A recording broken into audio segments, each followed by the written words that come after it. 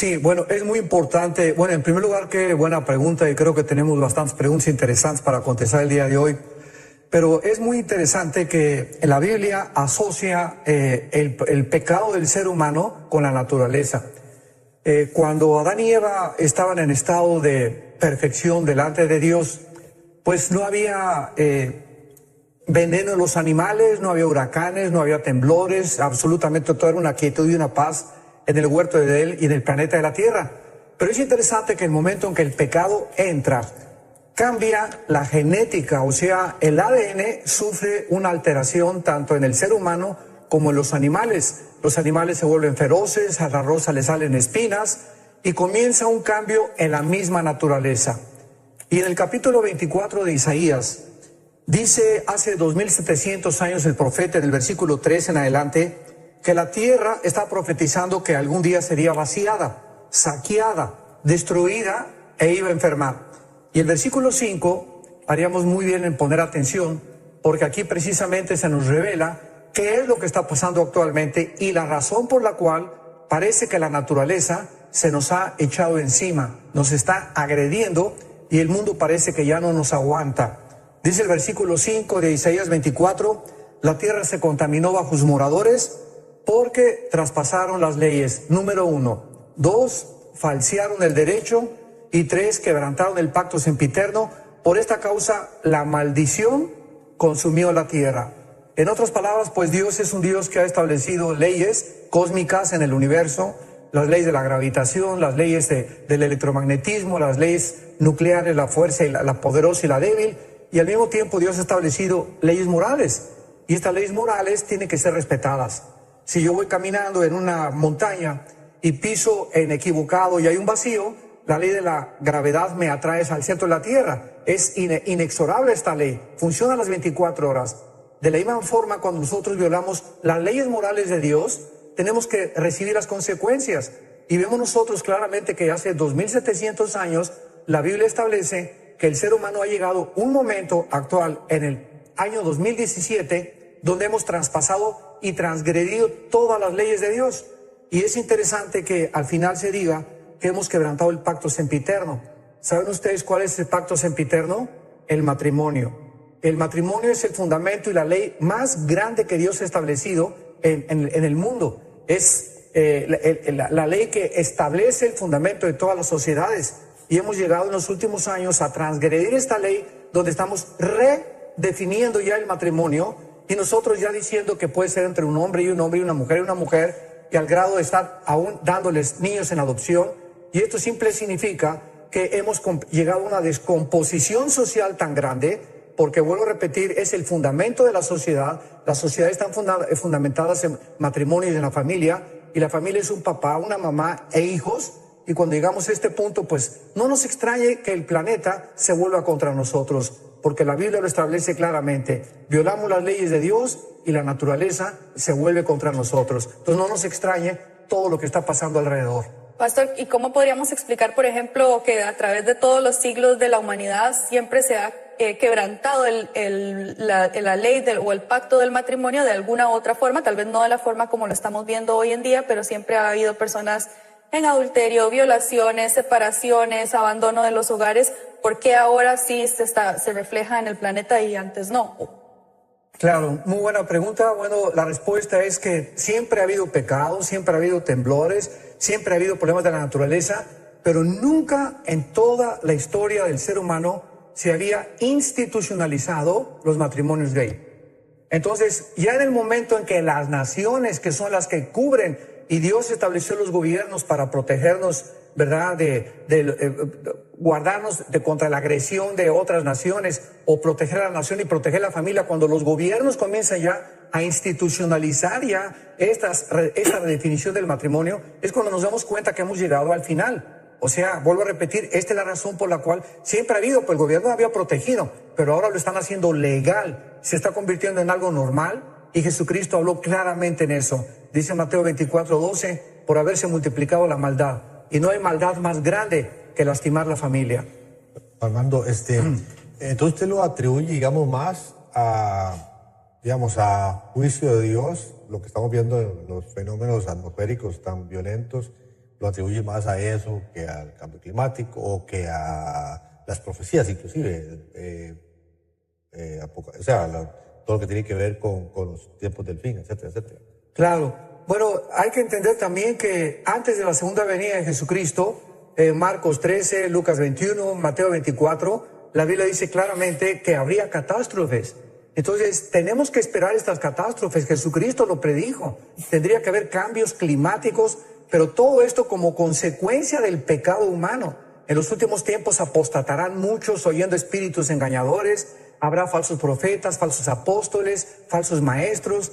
Cristo dijo que esta descomposición del carácter humano iba a traer como consecuencia todo lo que estamos actualmente enfrentando. Una pregunta, porque que tenés algo. No, iba a pasar a la siguiente. Bueno, no, una pregunta nada más en cuanto a... quiero hacer esta pregunta porque tal vez la vamos a necesitar en algún momento del programa también. ¿Cómo se puede construir o cómo se evidencia la unidad en el cuerpo de Cristo el día de hoy? Creo que todas estas diferencias, digamos, hay gente que le ha oído a usted lo que acaba de... algo que es su posición, nada más en cuanto a los fenómenos atmosféricos, y usted da su respuesta. Eso a un sector o a unos cristianos, a otros cristianos, en cuanto a eso hay quizás 15, 18, 30, 50, 100 posiciones diferentes en cuanto a eso, y qué bárbaro, don Armando.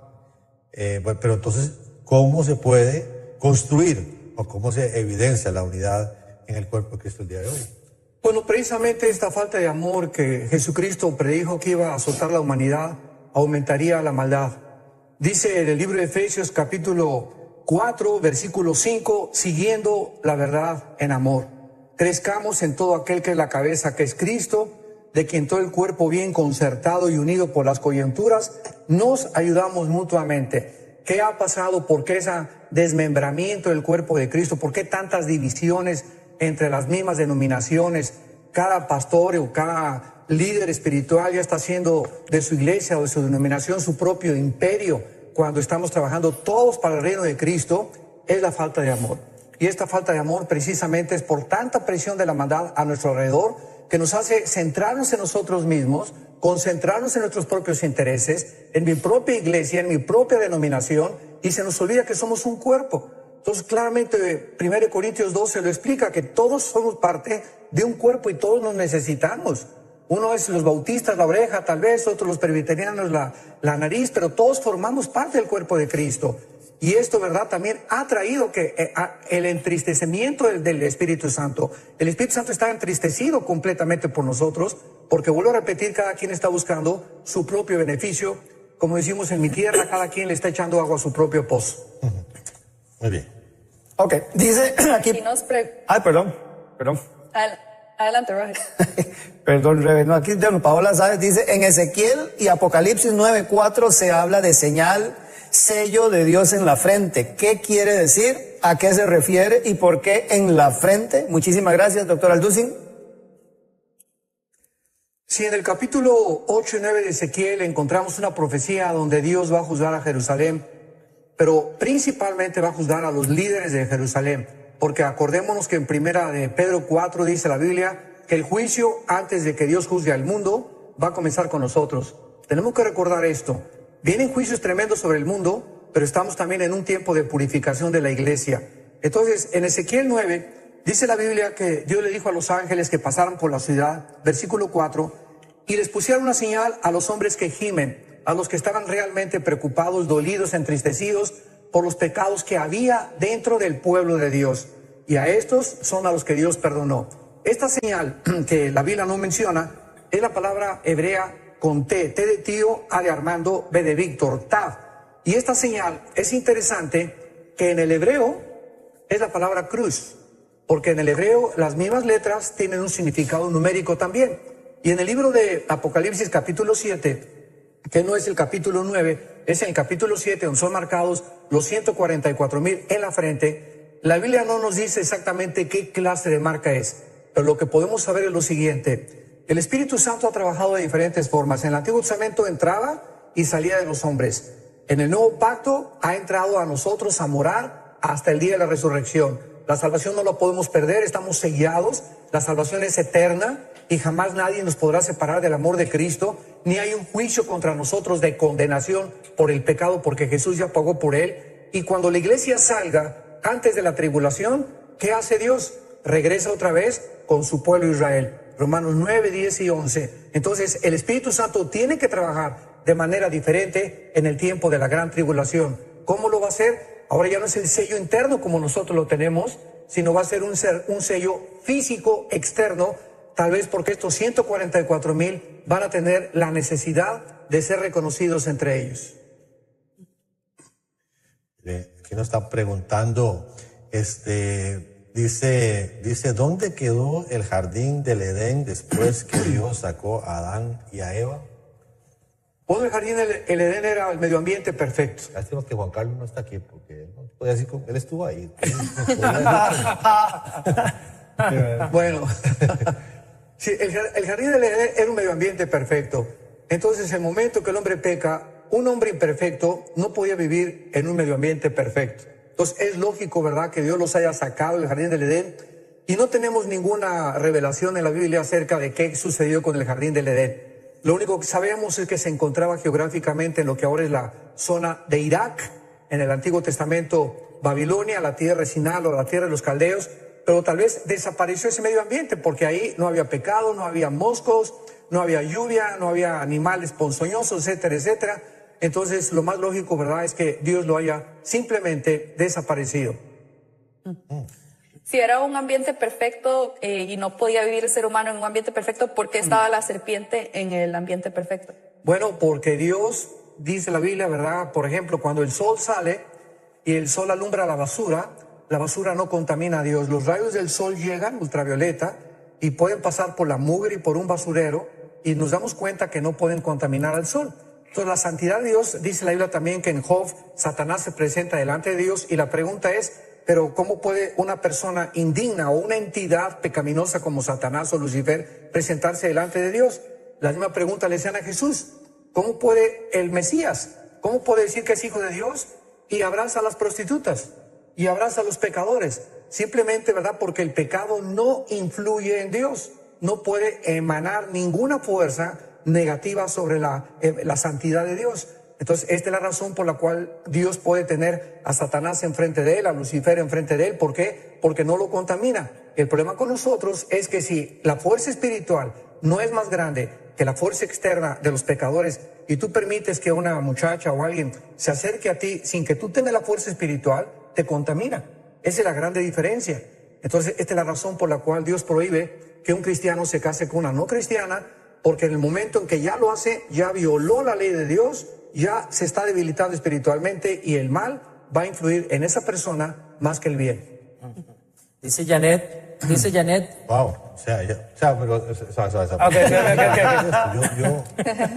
no, porque usted cree, está bien, yo no estoy y no abogo por el matrimonio de alguien que, ¿verdad?, es no cristiano con un cristiano, jamás, la palabra es clara en eso. Pero vamos, se casaron los dos y no eran cristianos ninguno de los dos. Se convierte ella o se convierte él. Usted dice que por mantener, porque si fuera cierto, yo no sé si comparto con usted, porque quiere decir que se convierte uno de los dos. Quiere decir que si el otro no se quiere convertir, van a tener que divorciarse, porque esa separación tiene que existir, que es la misma que la no unión, porque si en el matrimonio influye más el del mal hacia el bien, yo creo que al revés, yo creo que influye más el del bien hacia el mal que el del mal hacia el bien. Entonces se convierte algunos dos. Me atrevo a pensar que muy posiblemente se va a convertir el que no era cristiano, que al revés, que se va a ir al mundo el cristiano, si se convierte uno de los dos en el camino. Bueno, vuelvo a repetir, ¿verdad? El momento que un muchacho, vamos a poner el caso del muchacho que es cristiano se casa con una muchacha no cristiana. No, ahí sí está mal. O viceversa. Ahí sí está mal. Sí, los dos eran... Exacto, ya él ya transgredió una ley. Ahora, ya casados, si este muchacho o esta muchacha se arrepiente, Dios lo puede convertir para el bien. Es lo que dice Corintios 7. Dice, porque el marido incrédulo es santificado en la mujer. O sea, mientras ella se haya arrepentido de haberse casado con él y ella comience a seguir al Señor ya casado con un incrédulo, Dios puede comenzar a trabajar indudablemente con ese marido que es incrédulo. Porque dice que si él no abandona el hogar, no se pueden divorciar. Ya estamos en lo mismo. Así es. Ok. Janet, pregunta a don Armando, ¿por qué se habla tanto de lo que sucederá el 23 de septiembre? ¿Cómo lo sustenta la Biblia? Es impresionante y es increíble cómo estamos invadidos, así, pero invadidos de tantas mentiras, de tantas especulaciones, de tantas teorías, hipótesis, barbaridades que están entrando a la palabra de Dios, a la iglesia. Y lo más triste es que los mismos cristianos lo están creyendo. La Biblia es un libro, vuelvo a repetir, sellado, como si tuviera un candado. Y no hay absolutamente ya nada que se le pueda agregar. En otras palabras, la revelación de Dios está completa. Ahora, lo que necesitamos no es más revelaciones. Todo lo que Dios tenía que decirnos del infierno, del futuro, de las catástrofes que van a venir, del cielo, de los ángeles, ya está aquí. Entonces no hay nada más que Dios nos tenga que decir. Esto es importantísimo dentro de las mismas leyes de la hermenéutica, que es la rama de la teología que trata con la interpretación de la Biblia. Y cuando nosotros no entendemos eso, estamos aceptando pues que una profeta o este profeta nos dijo estas cosas. Bueno, vamos a la ley del testimonio siempre. La Biblia es nuestra única guía, regla de conducta y de moral. Entonces necesitamos iluminación de lo que ya está revelado, pero no hay nuevas revelaciones. ¿Y qué dice la Biblia del futuro? Que todas estas señales de los eclipses, la luna convirtiéndose en sangre, todas son señales antes de la tribulación y antes de la segunda venida de Jesucristo. Ahora bien, si nos encontramos en un punto donde estamos cerca del arrebatamiento de Cristo, el arrebatamiento es inminente. No hay absolutamente ninguna señal para que podamos saber que el rapto está a la puerta. Puede ser ahorita saliendo este estudio, mañana, el año que entra, no hay día ni hora, nadie lo puede saber. Ahora, ¿por qué está manejando el 23 de septiembre? Porque la Biblia menciona 7 fiestas. Las 7 fiestas en Levítico 23 que Dios le dio a Israel. Y es interesante que estas fiestas no son de los judíos, son fiestas de Dios. Él está celebrando estas fiestas y se las está dando a su pueblo, o se las dio a su pueblo, para que ellos pudieran comenzar a discernir a través de las 7 fiestas su programa cronológico y descubrieran a Jesucristo. Porque Jesús se encuentra detrás de todo. Desde el capítulo 1 del Génesis hasta el Apocalipsis, Jesús es el espíritu de la profecía. Ahora bien, la primera fiesta fue la Pascua, la cumplió Cristo. Los panes sin levadura, los primeros frutos la cumplió Cristo. Y la cuarta fue, ¿verdad?, la muerte de Cristo en la cruz del Calvario con la venida del Espíritu Santo en Pentecostés. Estas 4 fiestas ya se cumplieron y todas tenían lugar en las primeras lluvias, que es marzo, abril más o menos, la primavera, el mes de Nisan. Faltan 3 fiestas. ¿Cuáles son? Rosh Hashanah, que es la palabra que encabeza el año nuevo de los judíos, y la fiesta de las trompetas. La segunda es la expiación, que viene 40 días después de los últimos días de julio para que entrar a septiembre, y faltan los tabernáculos, que vamos a celebrarla cuando Cristo venga. Ahora están todos relacionando de que las trompetas o Rosh Hashanah, como sucede entre el 20 y el 23 este año de septiembre, pues que va a suceder algo por la cuestión del eclipse y de los huracanes que están cayendo, pero la Biblia no nos menciona absolutamente nada. Y usar Apocalipsis 12 como lo están usando, de que apareció una gran señal, una mujer vestida del sol con la luna bajo sus pies, aquí lo dice claramente, era una señal para los judíos, por el amor de Dios, no para la iglesia. Aquí estamos hablando ya del tiempo de la tribulación, donde no está la iglesia, y esta señal es la constitución o la institución del Estado de Israel en un día formado en 1948 como una señal a los judíos de que estamos acercándonos a la venida del Mesías. Y lo dice aquí claramente, ¿verdad?, que el dragón estuvo siempre dispuesto a impedir que naciera Israel, porque esta mujer de Apocalipsis 12 es Israel. Entonces están sacando de su contexto, usando textos sin que tengan que relacionarlos con el libro de Daniel y con el libro de Ezequiel. Usar un texto de Apocalipsis sin conocer Daniel y Ezequiel es caer en barbaridades y en herejías. Entonces es increíble que se esté usando Apocalipsis 12 para relacionarlo ahora con el fin de semana del 21 al 23 de septiembre. Entonces, ¿qué está pasando? El diablo está sembrando pánico en el pueblo de Dios. O sea, usted no está haciendo planes para el 23. Para nada, yo voy a seguir durmiendo como duermo mis 8 horas diarias. Tranquilo, ¿verdad? El Señor es mi pastor, nada nos faltará. No tenemos por qué estarnos estresados. Y si viene, pues ya estamos listos. Pero el diablo quiere provocar pánico, que intranquilidad, que alterarnos. No, pues ahora en qué voy a invertir, ahora esto y el otro, pues vamos a casarnos. Muchos me han dicho, acabo de llegar anoche de Bogotá, de Colombia, y cantidad de jóvenes, pues ya nos queremos casar esta semana porque el Señor viene el sábado. Ay, no. Entonces imaginémonos nada más todas las cosas que están sucediendo, ¿no? Otros, pues vamos a divorciarnos antes de que venga el Señor, ¿verdad? Ahí nos toca estar allá, Ándale, sí. allá por la eternidad juntos. Por favor, regresemos a la palabra de Dios por el amor de Dios. Una pregunta ya hacia usted, don Armando. En caso de que usted fielmente creyera y digamos que estamos 99% seguros de que usted la está pegando, si usted creyera que es el 23, si usted creyera que el fin del mundo es el 23, don Armando, ¿qué haría de aquí al 23? Hoy estamos, ¿qué? A 19. 19, sí. El 19 de septiembre, faltan 4 días. ¿Qué haría don Armando si usted, digamos que usted, usted sabe que nos vamos y ¿qué haría? Bueno, voy a Hoy, repetir. mañana, pasado. Sí, voy a repetir las palabras del gran evangelista D.L. Moody a principios del siglo XX, que le hicieron la misma pregunta. Y él contestó, seguiré haciendo todo lo que estoy haciendo, ¿verdad? Seguiré desayunando, comiendo, cenando. Desde luego, ¿verdad? Que si tuviéramos el último de seguridad, pues es que siempre debemos estar cerca del Señor y más en estos tiempos. Pero yo sí lo digo con todo mi corazón, creo que es un tiempo, sea o no sea este fin de semana, ¿verdad? Y yo estoy seguro que no va a ser, es tiempo de acercarnos más que nunca a Dios. Más que nunca, examinar nuestros corazones y trabajar más, e invertir más en el reino de Dios. Sí, pero en lo práctico, don Armando, usted diría... En lo práctico, yo primero, bueno, me gustaría un último almuerzo con Jonás, porque nos pasamos discusiones muy bonitas y salí a almorzar otra vez. Ojalá esté yo en la agenda. No quiere verlo el último día. Sí, tal vez diga, con quien menos quiero almorzar. No, pero usted dice, no, es un almuercito con Jonás para discutir, ¿verdad? Discutir si será ahora, el sábado o no, me gustaría.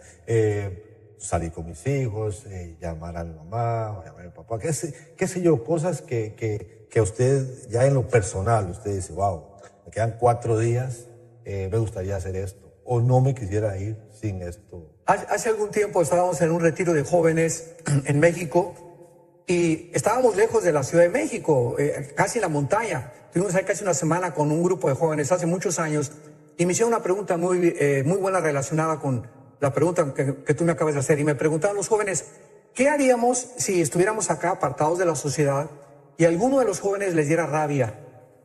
Por ejemplo, y que se comiera a manifestar y lo tendríamos que amarrar a un árbol, ¿lo mataríamos? ¿Evitaríamos o lo veríamos ver sufrir? Y la respuesta que el Señor me dio en aquel tiempo fue la siguiente: creo que en el momento en el que sucedan las cosas, debemos estar seguros que Dios nos dará la sabiduría para saber qué hacer. Entonces muchas veces nos queremos adelantar. ¿Qué haríamos? La respuesta es no sé. Pero si fuera así, estoy seguro que yo nos diría, si debo ir a cenar contigo antes del trabajo. Pastor Carpo Karina le pregunta, ¿por qué no prospero? No sé. O sea, desgraciadamente, ¿verdad? No solamente hay que predicar. Una verdad en la Biblia llevada al extremo es una verdad inflada y se convierte pues en algo, ¿verdad?, que distorsiona completamente la palabra de Dios. Y claro que Dios quiere la prosperidad. Dice en Juan, yo quisiera que tú prosperaras en todo. Dios le dice a Josué, si tú meditas día y noche en este libro de la ley, serás prosperado en todo. Entonces hay que predicar también las condiciones de la prosperidad.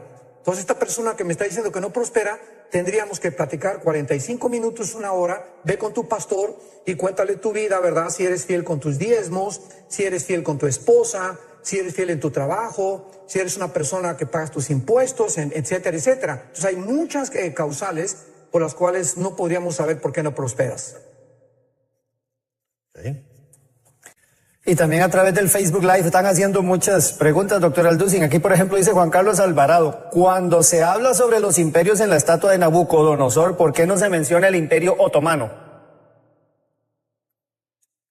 Bueno, el imperio otomano no es mencionado porque precisamente el cuarto imperio, tanto el capítulo 2, 7 y 8, es Roma, que simboliza las 2 piernas que fueron la división del Imperio Romano en el año 325 después de Cristo en Constantinopla y Alejandría.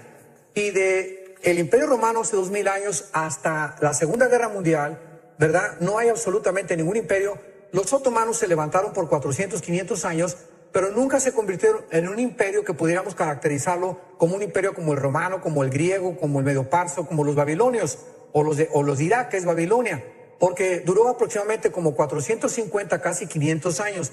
En 1923, los ingleses, después de que pierden la guerra, ganan los alemanes, los ingleses derrocan completamente al Imperio Otomano y los ingleses comienzan a gobernar el Medio Oriente hasta 1948, que se declara la independencia del Estado de Israel. Ahora bien, muchos creen, ¿verdad? Y lo podemos tener en otra conversación, de que el anticristo definitivamente va a surgir de Siria, entre Siria e Irak, que el anticristo va a ser musulmán. ¿Cómo se puede compaginar esto con las evidencias que también parecen que va a ser judío? Bueno, aquí me llevaré ahorita 10, 15 minutos para explicar, pero simplemente el Imperio Otomano no aparece porque no está considerado en la Biblia como un imperio que jamás, en estos 500 años, no persiguió a Israel porque Israel estaba fuera de su tierra. Entonces, los imperios que se consideran que forman parte de la cronología de la historia que se relata en el libro de Daniel son imperios todos desde el asirio, egipcio, babilonio, persa, los griegos y los romanos que persiguieron a Israel. Y los que no han sido tomados en cuenta porque en este periodo Israel no existía como nación. Ahorita con todos estos huracanes y eventos así, puede uno orar y ordenarle a un huracán que se mueva, puede uno ordenarle a un ángel que actúe, como Jesús lo hizo en la tormenta, que yo sé que no le habló a los ángeles, le habló a la tormenta. ¿Tenemos ese tipo de autoridad o no? No tenemos ese tipo de autoridad, porque para eso pues vamos a también a decirle a Dios, ¿verdad? Pues por favor no mande, ordeno que la tribulación no venga, y los que estén en la tribulación, ordeno las estrellas que no se caigan del cielo, y ordeno que eso no pase. Tenemos que entender algo, Dios es un Dios soberano. Nosotros somos criaturas inútiles que Dios nos concede el privilegio de orar, o sea, pedir conforme a su voluntad, dice Primera de Juan capítulo 4. Si pedimos alguna cosa conforme a su voluntad, Él nos oye y tenemos las peticiones que hayamos hecho. Ahora, ¿cómo sabemos que no es la voluntad de Dios, o que si es la voluntad de Dios, comenzar a castigar naciones y comenzar a usar la presión como Dios lo usó con Babilonia contra los judíos? Leamos simplemente Daniel capítulo 1. Dios manda a Nabucodonosor por órdenes de Dios poder destruir Jerusalén, porque había detrás de esta orden un instrumento que era Nabucodonosor para castigar a su pueblo, el faraón de Egipto. Imagínense ustedes, vamos a orar para que el faraón de Egipto no nos persiga o para que nos deje de perseguir. Era la voluntad de Dios endurecer al faraón porque lo estaba usando como un instrumento. O José hubiera orado también, pues yo te pido que mis hermanos no me toquen, pero los hermanos lo venden, los hermanos lo entregan a una caravana, Josué es metido en la cárcel, Josué sufre durante casi 4 o 5 años porque era la voluntad de Dios detrás de la maldad que se escondía de muchas acciones. Entonces cuando decimos nosotros, huracán te reprendo y te ordeno, etcétera, etcétera, espérame un momentito, ¿cómo tú sabes que no es la voluntad de Dios? Más bien, Señor, Padre nuestro que estás en los cielos, hágase tu voluntad. Te pedimos que nos guardes, que nos protejas, que en medio de esta situación podamos discernir tu voluntad, pero no tenemos esa autoridad, no somos dioses. Y cuando Jesús le habla que podemos hablarle a una montaña que se mueva y que sea echada al mar, ¿a qué se está refiriendo entonces? Bueno, yo podría desafiar a cualquier persona y que le dijera a esa montaña y que alguien me dijera, fue exactamente, y le hablé y se movió la montaña. Jesús está usando aquí un lenguaje figurado. En otras palabras, hablarle a nuestros problemas. Si fuera el problema como el tamaño de una montaña, decirle, ¿verdad? En el nombre de Jesucristo, te ordeno, ¿verdad? Que tú no puedes tocarme. Pero si un huracán viene hacia mí, ese es un problema para mí, ¿no? No es problema porque si te mueres es ganancia. Okay. Como sea. Pero ahorita va para Puerto Rico, ¿verdad? María se acerca, creo que mañana por la tarde. Para los hoy en la noche y mañana en la noche. Sí, se acerca a Puerto Rico. ¿Cuál debe ser la oración del cristiano que está en Puerto Rico o los que estamos fuera de Puerto Rico, con muchos amigos en Puerto Rico? ¿Cuál sería su oración? Bien. Si usted está en Puerto Rico. Exactamente. Es un poco más válida esta pregunta. Si yo me pongo ahorita y les enviamos un mensaje a todos nuestros hermanos puertorriqueños, si yo estuviera ahorita en Puerto Rico o cualquier huracán amenazara, aquí en Dallas hay muchos tornados, me juntaría con mi casa y le pediríamos, Señor, guárdanos de todo mal. No reprender el huracán, porque el huracán tiene un propósito detrás de la soberanía de Dios. Padre, guárdanos si es tu voluntad. Ahora, si quieres que ya con este huracán vayamos a casa, hágase tu voluntad. Entonces, pedirle a Dios, ¿verdad, Señor? Si es tu voluntad, guárdanos, protégenos. Y si no es tu voluntad, Señor, y quieres que nos vayamos con este huracán, pues para nosotros el morir es Cristo. Ahora, podemos y ganancia. pedir cualquier cosa en el nombre, ¿verdad? En el nombre del Señor. O sea, cualquier cosa podemos pedir. Entonces, no podría yo pedir que se debilite, que haga un chanfle para la izquierda o para la derecha, ¿verdad? Qué sé yo, ¿verdad? No podríamos. ¿Usted no cree que el cristiano pueda? Y también, ¿cuántas veces por la misericordia de Dios? Yo no sé si yo comparto con usted que es juicio de Dios, ¿verdad? O sea, porque casi que le escucho y está usted diciendo estos son, al ser consecuencia del pecado, es juicio de Dios lo que está viniendo. Definitivamente. Porque yo no sé, yo comparto en absoluto lo que usted está diciendo, pero respeto mucho. Y es importante también saber esto, que aun cuando hablamos que son juicios de Dios, no significa que todos los que mueran estén juzgados por Dios. Tenemos que recordar que muchos inocentes y muchos cristianos, muchas veces, a través del juicio, ¿verdad? Nosotros tenemos que sufrir las consecuencias, sin que necesariamente sea directamente contra nosotros. Un terremoto, por ejemplo, ¿verdad? En Sodoma y Gomorra y en el diluvio, ¿quiénes eran los que Dios salvó? Los que eran los justos. Entonces siempre debe ser nuestra oración. Yo no sé si es un juicio de Dios o no es un juicio de Dios, o hasta qué punto Dios le dio libertad a Satanás para poder dañar. A Job le dio permiso de destruir todas sus cosechas y todas sus propiedades con fuego, porque él tiene control de la energía, Satanás. Entonces tendríamos que discernir si es de Satanás o es de Dios. Si es de Satanás, Dios le dio permiso. ¿Por qué le dio permiso a Dios a Satanás? Siempre hay una razón sabia delante de Dios para permitir que Satanás destruya. Yo creo que el propósito, o sea, yo creo que el propósito y no estamos aquí para oír lo que yo pienso, ay, es Jonás, y vamos alarmando, perdón, pero yo pienso que Dios en las leyes que usted está diciendo que Él estableció leyes como los huracanes, súper necesarios para el mundo. Si no fuera por los huracanes, el calentamiento global, y ellos sacan el calor, y por eso su energía, la toma del calor del mar, porque tiene que sacarlo, tiene una función. El huracán tiene una función como la lluvia tiene una función, como todo tiene una función. Entonces, yo creo que el darle tal vez tildarlo de juicio, es ahí donde yo no sé si comparto.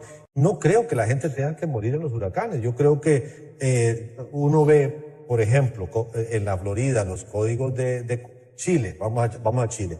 En Chile, porque hay mucha sismicidad, el código de construcción en Chile es impresionante.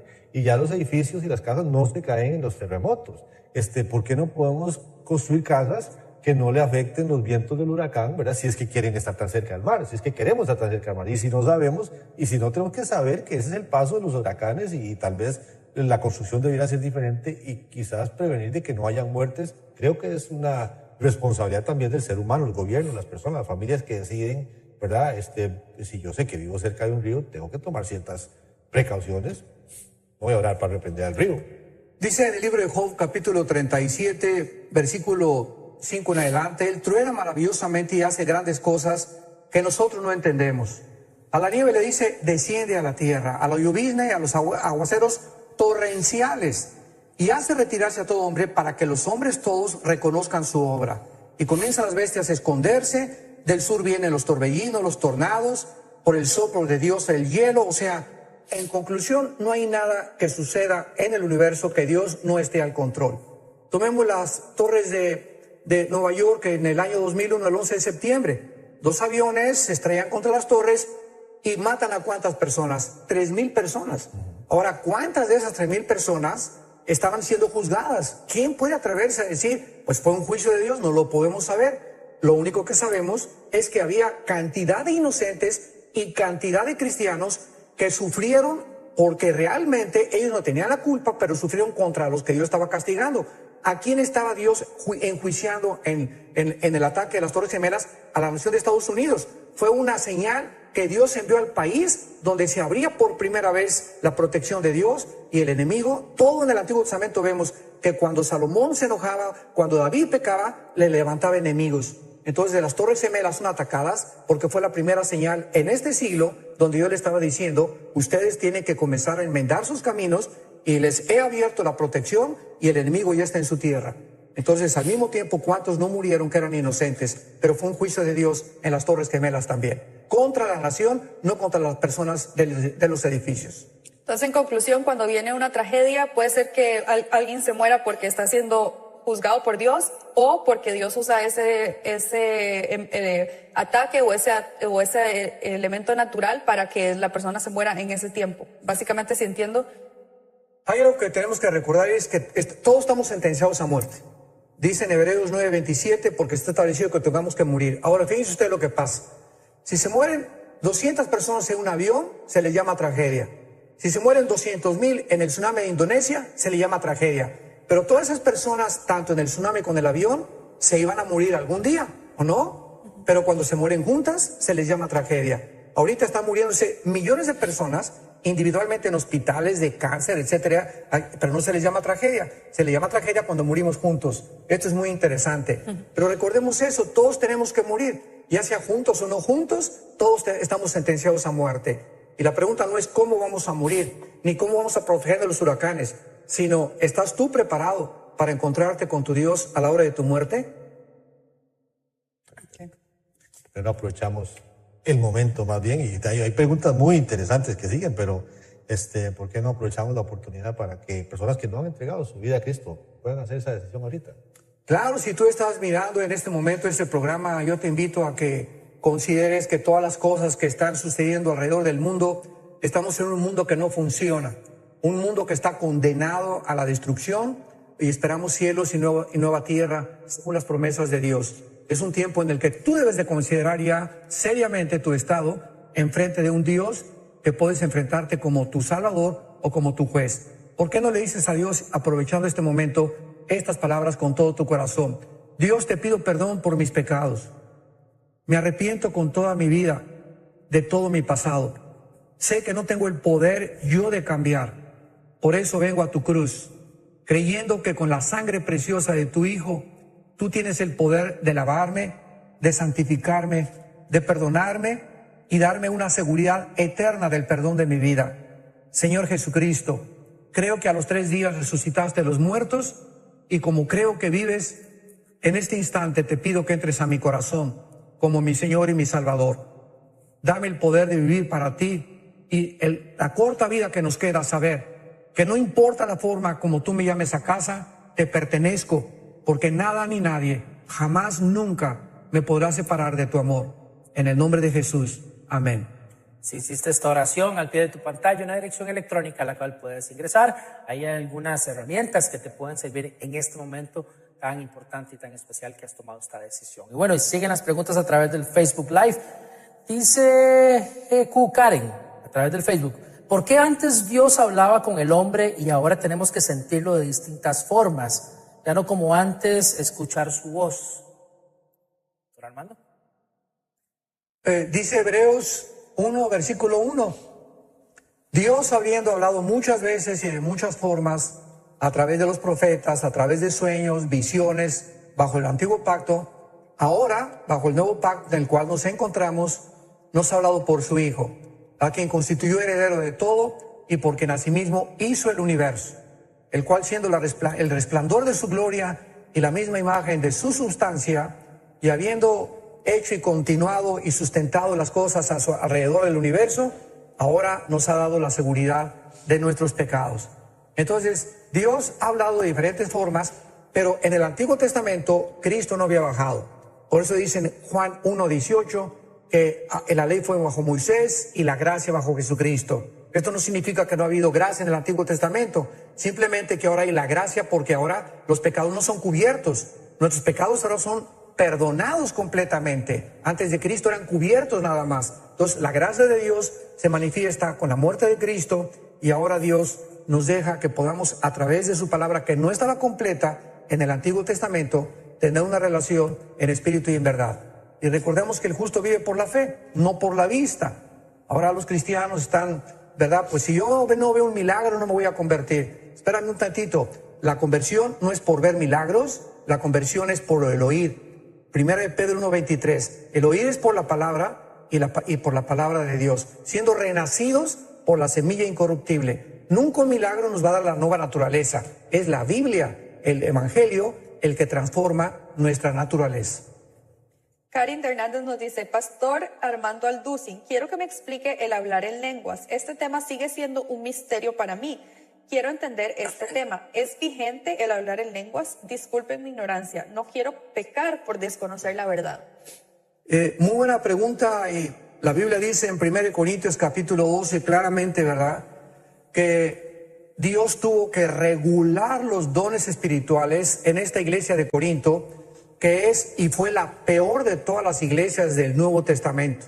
Era una iglesia de personas carnales que abusaban de todas las cosas que Dios les había dado, y Pablo se vio la necesidad de escribirles y decirles que Dios opera de diferentes formas. Versículo 7, a uno les da la manifestación del Espíritu para provecho, a otro, hacia Carlos, a Juan, a Lupita, a diferentes personas, a otro el hacer milagros, a otro discernimiento de espíritus. Versículo 11, pero todas estas cosas las hace uno y el mismo Espíritu, repartiendo a cada uno en particular como Él quiere. Entonces, los dones espirituales pertenecen a la soberanía de Dios. Yo no escogí ser predicador. Por ejemplo, yo los primeros 3 años de mi vida cristiana fui misionero en la sierra. Estuve con los indígenas allá entre la sierra de Oaxaca y de Guerrero, durmiendo en el suelo, tapándome con periódicos, y yo creí que Dios me llamaba como misionero. Y más tarde después descubrí, ¿verdad?, que Dios quería que compartiera el evangelio públicamente. Entonces, uno no escoge los dones. Creemos en los dones espirituales. Si tú tienes el don de lenguas, pues gloria a Dios. Yo nunca he hablado en lenguas. Dios a mí no me dio ese don. Ahora, llegar al grado de decir que si uno no habla en lenguas, no tiene al Espíritu Santo, eso ya es una herejía completamente. Porque entonces, al decir que si no hablas en lengua no tienes al Espíritu Santo, entonces hay cristianos que tienen el Espíritu Santo y hay cristianos que no tienen el Espíritu Santo. Es dividir, mutilar el cuerpo de Cristo. Entonces, el don de lenguas es un don que se usa, y dice Pablo aquí en Corintios 14, que en las asambleas o el domingo nadie habla en lenguas, y que si alguien habla en lenguas, versículos 26 y 27, sea con intérprete y uno por uno, no todos al mismo tiempo. Ahora, si no estás el domingo en la iglesia y estás en tu casa y se juntan a hablar en lenguas, no hay ningún problema. Pero el problema está que si hablamos todos el domingo en la iglesia y entran incrédulos, dice la Biblia, versículo 23, si hablan todos en lenguas, van a decir que están locos. ¿Por qué? Porque la gente del mundo entra a la iglesia y comienzan a hablar en lenguas y no saben qué está pasando. Entonces, hay que entender que no fueron dados para nuestra edificación, sino para edificación a los demás.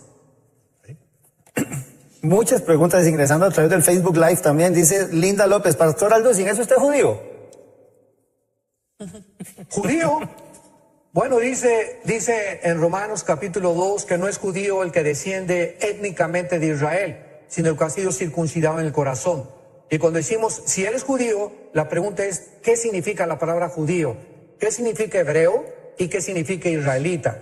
Muchas veces porque creen que yo traigo la estrella de David, creen que soy judío. Bueno, somos judíos en el sentido que la palabra judío viene de Yehudí, que significa alabanza. Entonces dicen Juan 4 que todo aquel que adora a Dios en espíritu y en verdad, ese verdaderamente es adorador. Entonces realmente, en un sentido, todos los cristianos somos adoradores porque adoramos a Dios en espíritu y en verdad. Hebreo es el que cruzó el río Jordán, y israelita es el que nació étnicamente en la tierra de Israel. Así que muchas veces cuando el cristiano trae el menorá o se lo cuelga aquí, no significa que seamos étnicamente judíos, sino simplemente que estamos unidos con ese pueblo que Dios escogió, del cual nació la iglesia, porque Cristo fue judío, los apóstoles fueron judíos, el primer año de la iglesia primitiva eran judíos, y por eso nosotros nos identificamos, porque Dios no ha terminado con Israel, y en Israel vamos a reinar con Él eternamente. Denis aquí nos pregunta, veo a algunos cristianos evangélicos con una cruz representativa en su cuello. ¿Es conveniente que un cristiano cargue con ella? Digo, no hay ningún problema que traiga la cruz mientras no traiga a Cristo, porque ya tenemos que recordar que la cruz está vacía. Entonces, si alguien quiere traer una cruz, yo no le veo ningún problema. Problema que la cruz no la traiga en su corazón. ¿A qué se refiere específicamente eso? No traer la cruz en el corazón, digamos. Que no sea cristiano, o sea, la cruz, ¿verdad? Vivimos una vida crucificada todos los días. Entonces, ¿de qué te sirve traer la cruz si realmente no has muerto con Cristo internamente? Claro. Sí. Por aquí hay otra pregunta. ¿Por ahí tiene alguna pregunta en Costa Rica? Sí, por aquí tenemos otra, dice Julio. Doctor Armando, cuando uno muere y en caso de ir al cielo, uno mismo junto a su familia terrenal, conservaremos ese vínculo como de esposa, hijo, hermano, y dice, ¿y qué edad tendremos? Bueno, es una pregunta difícil porque tampoco la podemos contestar. Sabemos que en Isaías 65 dice que en el milenio vamos a continuar reproduciéndonos y que ya no darán a luz para maldición. Y claro que a veces usan Mateo 22, no, es que Cristo dijo que en la resurrección seríamos como los ángeles, y tenemos que recordar algo. Si no entendemos escatológicamente la cronología del programa de Dios, son en estos errores en los que caemos.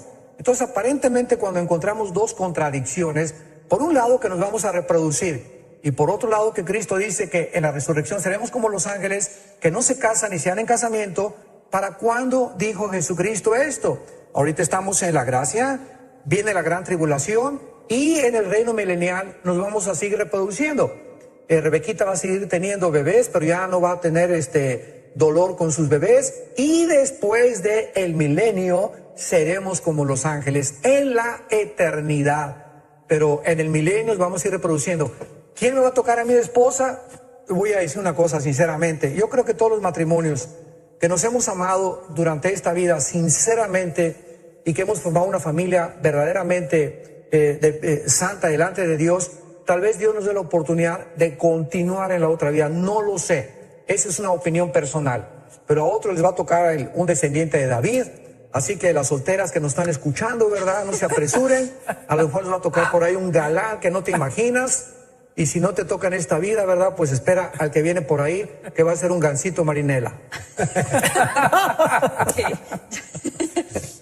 Jackson Carrera nos dice, es que Dios quiere prevenir el mal, pero no es capaz, entonces no es omnipotente. Es capaz, pero no desea hacerlo, entonces es malévolo.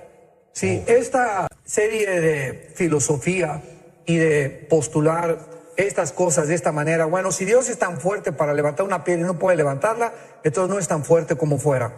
Tenemos que hacer una cosa, recordar una cosa, no es que Dios no sea capaz de terminar con el mal, simplemente dice en 2 de Pedro capítulo 3 que Dios está esperando para que todos procedan al arrepentimiento. Una persona me hizo esa pregunta, iba saliendo yo de una conferencia y al subir el elevador se acercó y me dijo, oiga, dígame usted, ¿Dios es todopoderoso? Le dije, claro que sí. ¿Y Dios puede hacer lo que Él quiera? Amén, claro que sí. ¿Y por qué no acaba con el diablo y acaba con el mal?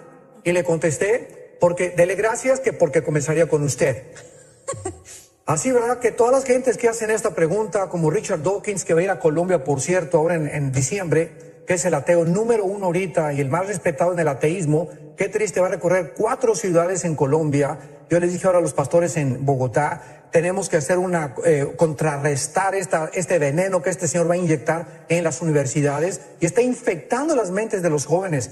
Vamos a hacer programas contra el ateísmo y demostrarle a este señor que filosófica, genética y biológicamente está completamente equivocado. Ya dejemos a un lado, ¿verdad?, las verdades inexorables de la Biblia.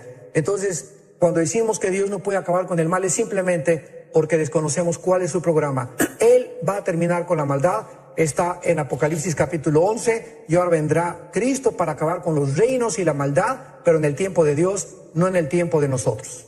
Rubencito dice, mi pregunta ¿es correcto llamar al Señor Jesús, Yeshua, Emmanuel? ¿Qué considera, pastor?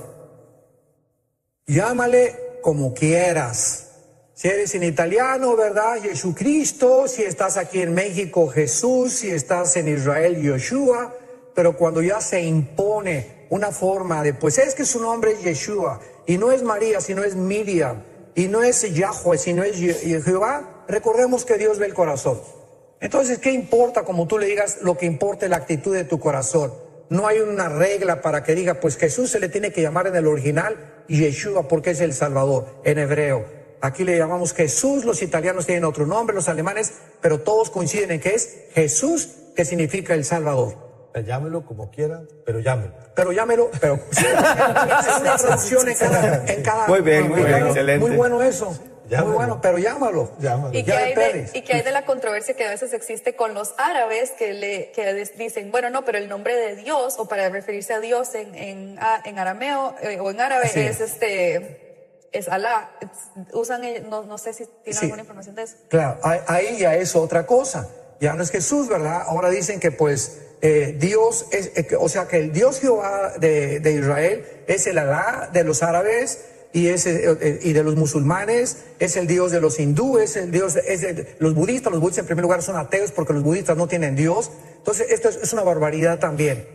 Dios es el Dios de Abraham, de Isaac y de Jacob. Es el Dios y Padre de Jesucristo. Por eso en Juan 17 Cristo vino a decir, para que te conozcan a ti, observemos lo que dice, al único Dios vivo y verdadero, y a Jesucristo a quien tú has enviado. Entonces nadie puede decir conozco a Dios sin antes conocer al Hijo, porque es el Hijo el que vino a revelar al Padre. Entonces cualquiera que invoque el nombre de Dios sin antes haber tenido una relación con Cristo, no es el Dios de la Biblia. Entonces los judíos tampoco estarían es que eso diciéndole sería, a Dios. digamos, esa es la pregunta. O sea, yo entiendo que el Alá de los musulmanes es el Dios. De ellos. Sí, no, ok. Pero es el Dios, era el Dios de Ismael, nuestro Dios. Bueno, es que los musulmanes dicen... Porque yo puedo creer en el Dios de Abraham y negar al Jesucristo del Dios de Abraham. Yo puedo. No se puede. No, digamos, yo puedo creer, sí, claro. Los judíos lo hicieron, ¿no? hacen, los judíos. Creen en nuestro Dios, pero no creen en nuestro Mesías. A eso es lo que estoy... Entonces, yo puedo creer en mi Dios, pero no creer en nuestro Mesías. Entonces estoy mal. Estás mal. Correcto. No Sí. estoy diciendo que si ellos creen en el Dios, si ellos creen en el Dios de Abraham, que también es el de Ismael, pero no creen en nuestro Mesías, ahí no está el problema. No que no esté creyendo en el Dios de Abraham. Sí, es que el Dios verdadero, Cristo lo vino a revelar. No, estamos... Sí. clarísimo. Sí. Dice en Juan 11, versículo 27, nadie conoce al Hijo sino al Padre, ni al Padre, o sea, al Dios verdadero, sino al Hijo y aquel a quien el Hijo lo quiera revelar. Entonces, si un judío dice, bueno, es que nuestro Dios es Yahweh, es un Yahweh distorsionado, es el de la Torá, que no le creen que se reveló en el Hijo. Si no creen en el Hijo, están adorando a un Dios en el cual no hay ninguna relación. Por eso el judío tiene que convertirse a Yeshua para que pueda aceptar por el Padre, porque el que no recibe al Hijo está adorando a un Dios falso.